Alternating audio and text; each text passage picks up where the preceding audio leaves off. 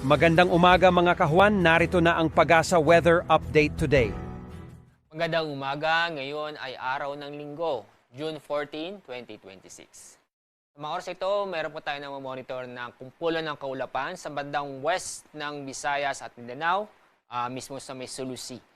Ito ay didulot ng low pressure area dahil wala man tayong namomonitor na low pressure area o bagyo sa loob at sa labas ng PAR. Ito ay dulot ng easterlies. Itong easterlies sa mga kaalaman ay ito yung mainit na hangin mula sa dagat Pasipiko. Ang easterlies ay kasalukuyan naapektuhan pa rin ang silangang bahagi ng Southern Luzon at ng Visayas, kasama na rin ang buong Mindanao.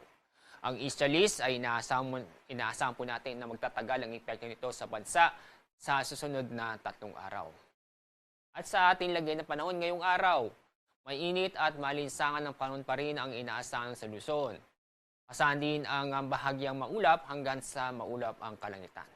Pero may tsansa pa rin po ng mga localized thunderstorm. Itong mga thunderstorm ay magbibigay ito ng mga biglaang buhos na ulan. Dahil sa mainit at malinsangan na panahon ngayong araw, mas dito sa Metro Manila aabot ng 33 degrees Celsius.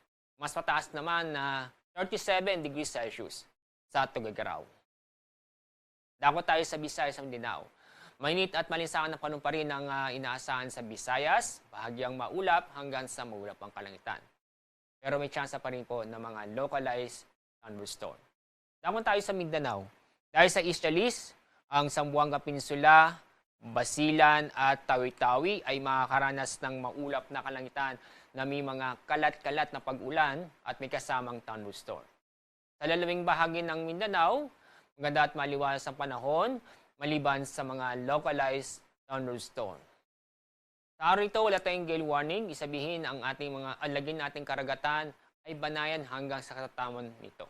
Kaya safe naman pong malaot ng ating mga kabayan sa buong kapuluan. Pero huwag kalimutang mag-ingat dahil sa mga pag-ulan o thunderstorm.